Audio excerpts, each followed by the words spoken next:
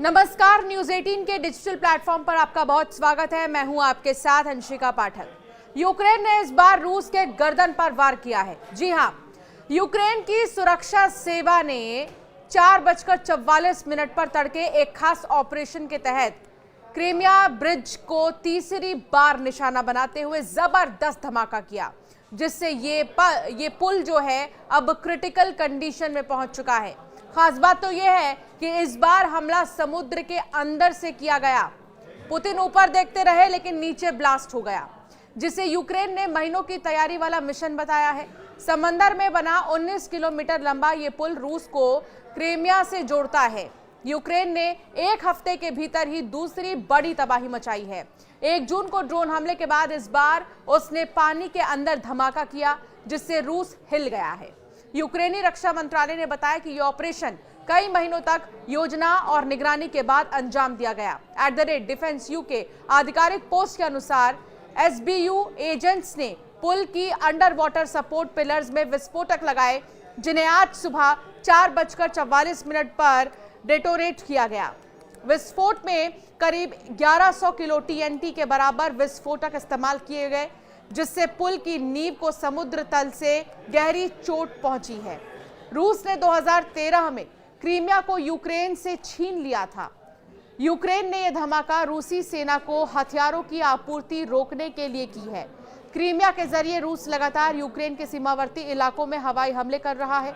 Ukraine ने तड़के 5 बजे के करीब यानी कि 4:44 पर यह धमाका किया, जब सुरक्षा थोड़ी ढीली रहती है। उसने कई महीनों तक रेकी कर क्रीमियाई ब्रिज को जमींदोज करने का ऑपरेशन रचा। 13 किलोमीटर लंबा ये पुल अब किसी भी वक्त पूरी तरह से गिर सकता है। क्रीमियन पुल को केर्च ब्रिज भी कहते हैं। रूस और क्रीमिया के बीच ये रेल एंड रोड ब्रिज जीवन रेखा की तरह है। रूस ने क्रीमिया पर कब्जे के बाद ये पुल तैयार कराया। रूसी इसी पुल के जरिए हथियारों और सैनिकों को यूक्रेन भेजता है। यूक्रेन ने इससे पहले 1 जून को रूस को 4 वायुसेना ठिकानों को उसी की सरजमीं से निशाना बनाया था। ड्रोन अटैक के जरिए उसके 41 लड़ाकू विमानों को ध्वस्त किया गया था। इसमें परमाणु हमला करने में सक्षम बम वर्षक विमान भी शामिल थे। यूक्रेन की सुरक्षा सेवा ने यह स्पष्ट किया है कि इस ऑपरेशन में किसी भी आम नागरिक को कोई नुकसान नहीं हुआ। उनका कहना है कि यह हमला सिर्फ सैन्य और अवैध संरचना पर केंद्रित था, जिसका मकसद रूस की आपूर्ति श्रृंखला को बाधित करना है। हालांकि रूस की ओर से अभी तक इस हमले पर कोई विस्तृत आधिकारिक प्रतिक्रिया नहीं आई है, लेकिन स्थानीय रूसी मीडिया और टेलीग्राम चैनलों पर अफरा तफरी और ट्रैफिक ब्लॉकेज की खबरें आ रही हैं।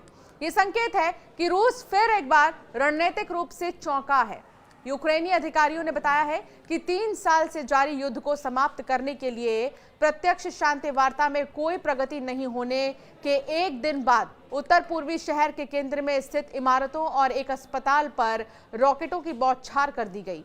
ज़ेलेंस्की ने कहा कि सुमी पर दागे गए रॉकेटों में से एक इमारत की दीवार में घुस गया, लेकिन विस्फोट नहीं हुआ। ज़ेलेंस्की ने टेलीग्राम पर एक पोस्ट में लिखा, इस युद्ध को समाप्त करने से जुड़ी रूस की इच्छा के बारे में आपको बस इतना ही जानना चाहिए। ज़ेलेंस्की ने कहा, यह स्पष्ट है कि वैश्विक दबाव के बिना अमेरिका, यूरोप और दुनिया के सभी सत्तारूढ़ लोगों की निर्णायक कार्रवाई के बिना संयुक्त राष्ट्र के अनुसार इस युद्ध में अब तक 12,000 से ज्यादा यूक्रेनी नागरिक मारे गए हैं। साथ ही लगभग 1000 किलोमीटर लंबे अग्रिम मोर्चे पर दोनों पक्षों के हजारों सैनिक भी मारे गए हैं। शांति समझौते के लिए अमेरिकी नेतृत्व में जारी प्रयासों के बावजूद युद्ध जारी है। पुतिन युद्ध विराम के लिए सहमत नहीं होंगे। इस्तांबुल में सोमवार को हुई वार्ता में युद्धरत देशों के प्रतिनिधिमंडल मृत और घायल सैनिकों की अदला बदली करने पर सहमत हुए थे, लेकिन युद्ध समाप्त करने के लिए उनकी शर्त बहुत अलग रही है। संयुक्त राष्ट्र के अनुसार इस युद्ध में अब तक 12,000 से ज्यादा यूक्रेनी नागरिक मारे गए हैं। साथ ही लगभग 1000 किलोमीटर लंबे अग्रिम मोर्चे पर दोनों पक्षों के हजारों सैनिक भी मारे गए। शांति समझौते के लिए अमेरिकी नेतृत्व में जारी प्रयासों के बावजूद युद्ध अभी भी जारी है। रूस के पास यूक्रेन की तुलना में बड़ी सेना और अधिक आर्थिक संसाधन है, लेकिन यूक्रेनी अधिकारियों ने कहा है कि उनके ड्रोन हमले ने रूस के अंदर घुसकर हवाई अड्डों पर मौजूद 40 से ज्यादा युद्धक विमानों को क्षतिग्रस्त या नष्ट कर दिया है। यह हमला क्रेमलिन के रणनीतिक शस्त्रागार और इसकी सैन्य प्रतिष्ठा के लिए भी एक गंभीर झटका था। तो फिलहाल ऐसा धमाका यूक्रेन ने रूस में किया है, उस क्रीमिया के पुल पर किया है, जिसको सोचना रूस के लिए मुश्किल ही नहीं नामुमकिन था। लेकिन बावजूद इसके ये तगड़ा झटका यूक्रेन की तरफ से रूस को दिया गया। अब देखना होगा कि रूस का अगला कदम क्या होगा इस पर। आप जरूर हमें कमेंट कर बताएं आपका क्या मानना है इस टॉपिक पर।